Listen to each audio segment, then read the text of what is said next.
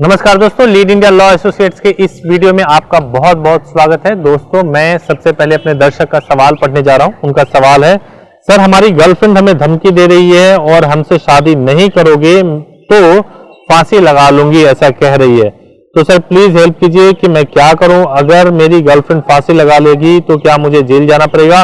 Please please sir help me, इससे छुटकारा कैसे पाऊं? मैं उससे शादी नहीं करना चाहता हूं। दोस्तों, सबसे पहली बात यह है कि आपका प्रश्न यह है कि आपकी गर्लफ्रेंड थी, आपका उसके साथ रिलेशन था, अब आप शादी नहीं करना चाहते हैं और वो धमकी दे रही है शादी नहीं किया तो फांसी लगा लूंगी और तुम्हें जेल हो जाएगा। देखिए, सबसे पहली बात यह कि आप अगर ऐसा सोचते हैं कि किसी के रिलेशन में थे और वो अगर धमकी दे रही है, आपको सबसे पहले परिवार में बात करनी चाहिए। इस बारे में आपको अपने परिवार में अपने इस विषय को बताना चाहिए।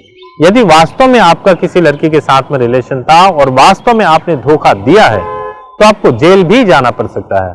आपके ऊपर कई तरह के मुकदमे हो सकते हैं। अगर आपका इरादा रहा होगा कि लड़की से किसी भी प्रकार का आप अनैतिक संबंध बनाएं और संबंध बना करके उसको धोखा दे दें, उसको उसके हाल पे छोड़ दें, तो आपको भारतीय कानून माफ नहीं करने वाली है और आपको जेल जाना पड़ सकता है। लेकिन यदि आप समझते हैं कि किसी परिस्थितिवश, किसी कारणवश आप शादी नहीं कर पा रहे हैं, तो इसके लिए जरूरी है कि आप अपने परिवार में बात करें ताकि परिवार के बड़े लोग इस मामले में दखल दे सके।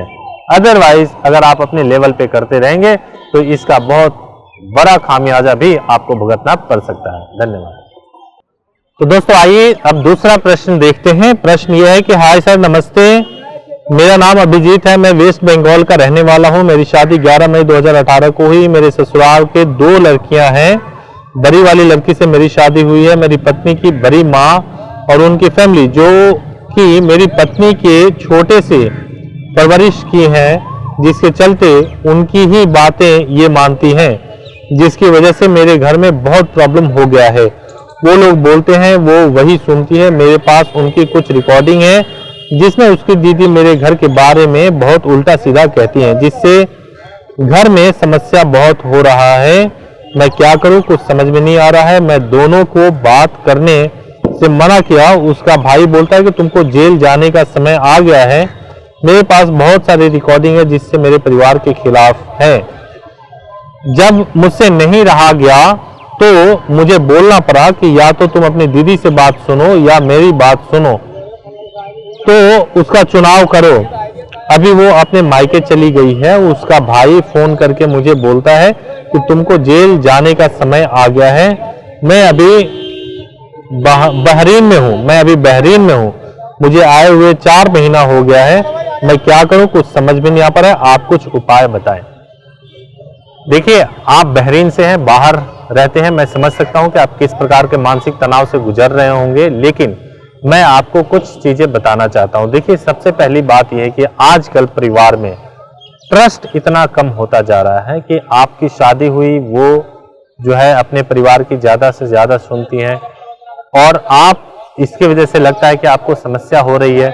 इसमें कोई डायरेक्टली कानूनी समाधान जैसा कोई चीज तो नहीं है कि डायरेक्टली कोई कानूनी समाधान हम आपको बता सकें, परंतु मैं आपको एक बात जरूर कहना चाहूंगा कि यदि आपको ऐसा लगता है कि आपकी पत्नी आपकी ना सुन करके अपने परिवार वालों की सुन रही है और परिवार वालों का दखलंदाजी काफी ज्यादा है, तो आपको अपनी पत्नी को लेकर के किसी मेडिएशन सेंटर में, जो फैमिली काउंसलिंग के लिए होता है, उसमें अपने ससुराल वालों को मेडिएशन सेंटर में लेकर के जाना चाहिए।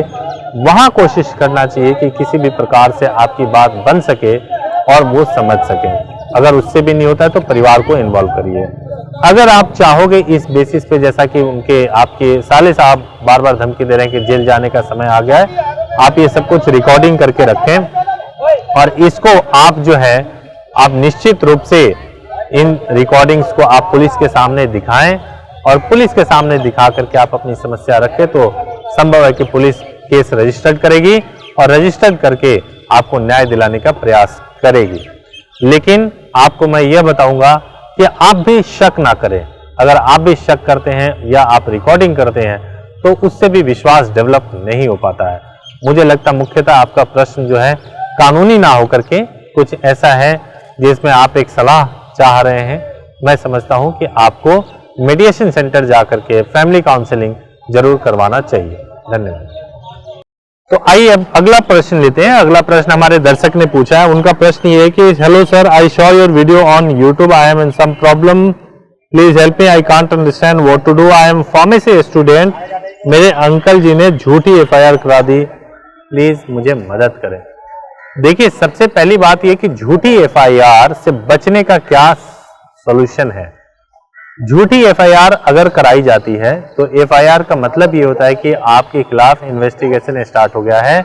इन्वेस्टिगेशन का मतलब ये नहीं होता है कि आप दोषी हो। एफआईआर रजिस्टर्ड होने का मतलब ये नहीं होता है कि आप दोषी हो। एफआईआर रजिस्टर्ड हो गया, इसका मतलब ये है कि आपको जांच में शामिल होना है। अगर आपको लगता है कि झूठा रिपोर्ट दर्ज हुआ तो ऑटोमेटिकली खत्म हो जाएगा, लेकिन आपको लगता है कि एफआईआर दर्ज होने के बाद से ऐसे चांसेस है कि आपकी गिरफ्तारी हो सकती है, या आप चाहते ही नहीं कि एफआईआर खत्म, चाहते ही नहीं कि एफआईआर रहे, तो आप डायरेक्टली हाई कोर्ट में जा सकते हैं और हाई कोर्ट में एफआईआर को खत्म करवाने के लिए, एफआईआर को रद्द करवाने की आवेदन कर सकते हैं। सीआरपीसी 482 482 में ये प्रोविजन दिया गया है, उसके माध्यम से आप एफआईआर को रद्द करवा सकते हैं।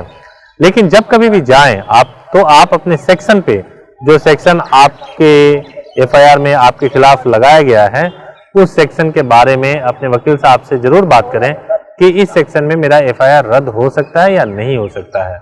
हो सकता है वो आपको बेटर सोल्यूशन देंगे। अगर आपने सेक्शंस बताए होते तो मैं भी आपको बता देता कि इस सेक्शन में हो सकता था या नहीं हो सकता। बहुत बहुत धन्यवाद।